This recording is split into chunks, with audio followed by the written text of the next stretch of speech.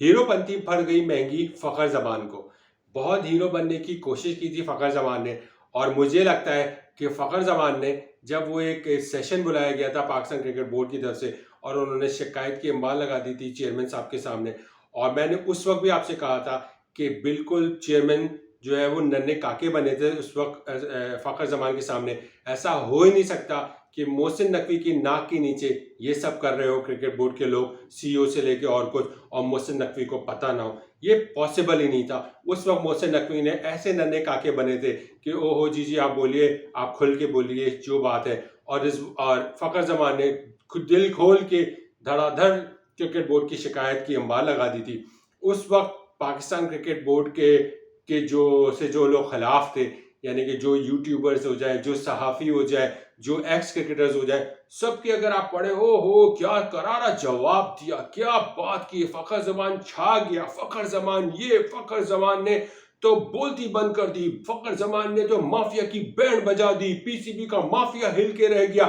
ये खबरें आपने पढ़ी होंगी, आपने देखी होंगी, ये सुना होगा, ये आप एक्स क्रिकेटर्स के अपने मुंह से मैंने सुना, अपने कानों से ये बात। और फिर बहुत सारे सहाफ़ियों ने भी ये बातें की, वाह वाह, ट्वीट पढ़ा मैंने बहुत सारे, वो फ़खर ज़मान ने तो क्रिकेट बोर्ड की माफिया को हिला के रख दिया। उसी वक्त ये जो हीरो बनती थी ना, फ़खर ज़मान को ले डूबी।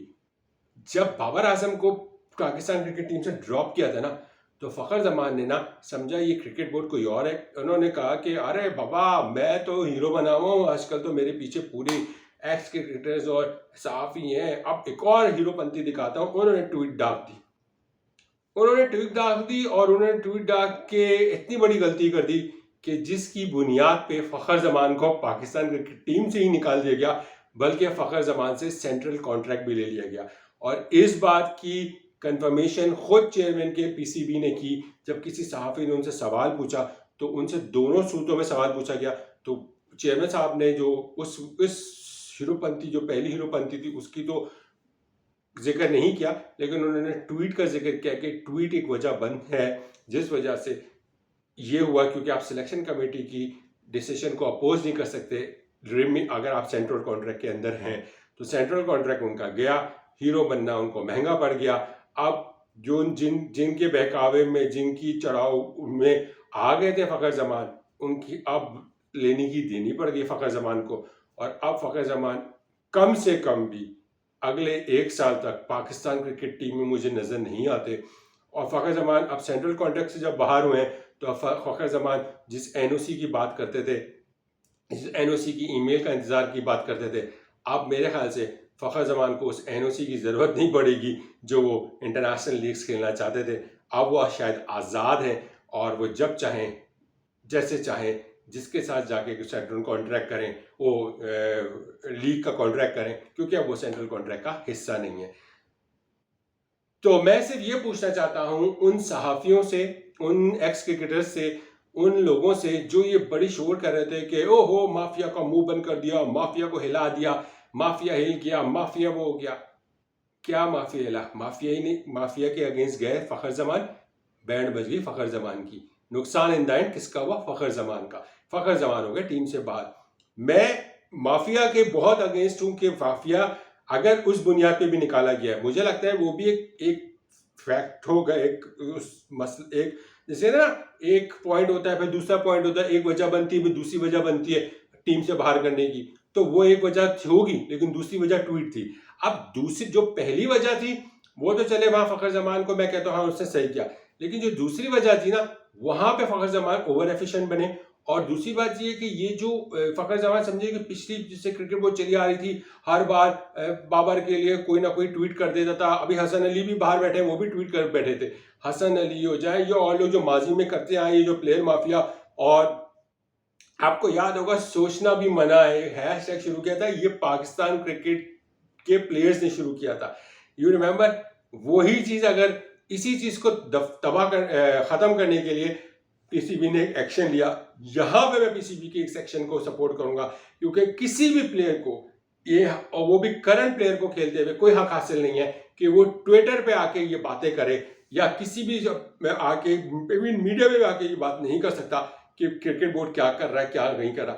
ये पाकिस्तान क्रिकेट बोर्ड का राइट है किसको खिलाना है, किसको नहीं खिलाना है। वो सही कर रहे हैं, वो गलत कर रहे हैं, वो उसके लिए और लोग मौजूद हैं तनकीद करने के लिए।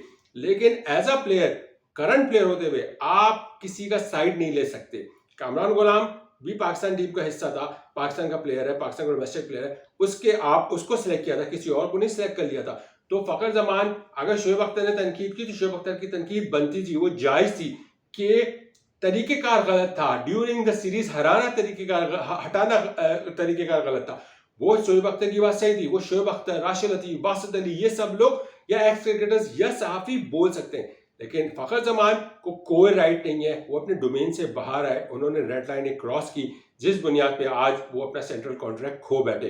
तो इसीलिए कहते हैं कि हीरोपंती करने की जरूरत नहीं थी। जहां फखर ने अच्छा चांस लिया था अगेंस्ट द माफिया, वहां आप माफिया को एक बहुत बड़ा जैसे ना फुल टॉस दे बैठे अपना फखर जमान, और फखर जमान उस पर जनाब क्लीन बोल्ड हो गए।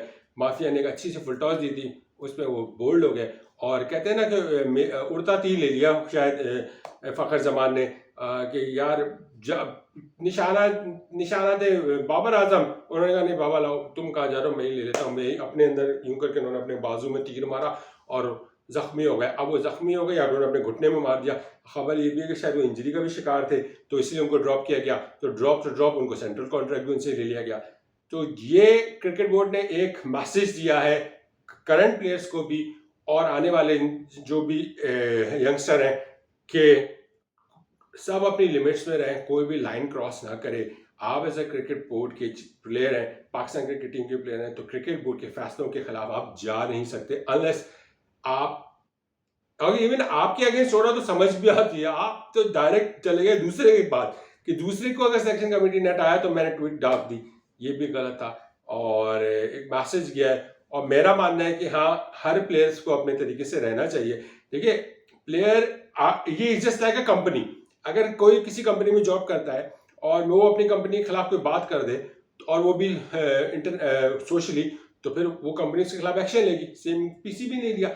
बाहर के बंदा जो भी क्रिकेटर खेल चुका है या कोई बात कर रहा है, वो पाकिस्तान क्रिकेट की बेनिफिट के लिए बात करता है, जैसे शोएब है या और लोग जितने यूट्यूबर्स हैं या जितने फैंस हैं, हम जैसे फैंस पाकिस्तान क्रिकेट की बेहतरी के लिए बात करते हैं ना। अगर हम बोलते हैं, तनकीद करते हैं, बात करते हैं, तो हमारा तो क्रिकेट बोर्ड से कोई ताल्लुक नहीं, हम तो एक इंडिविजुअल पर्सन है।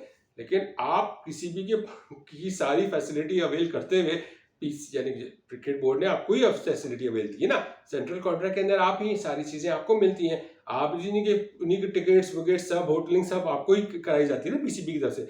आप उसके अगेंस्ट कैसे जा सकते थे? यहाँ फखर जमान से गलती हुई है और हाथ धो बैठे। बाकी आप अपनी राय का जरूर इज़हार कीजिएगा।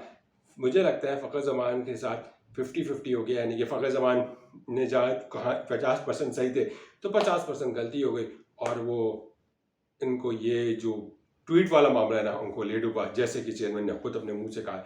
बाकी अपनी राय का इज़हार कीजिएगा, आपको क्या लगता है कि फखर जमान के साथ सही हो या गलत? कमेंट्स में रिप्लाई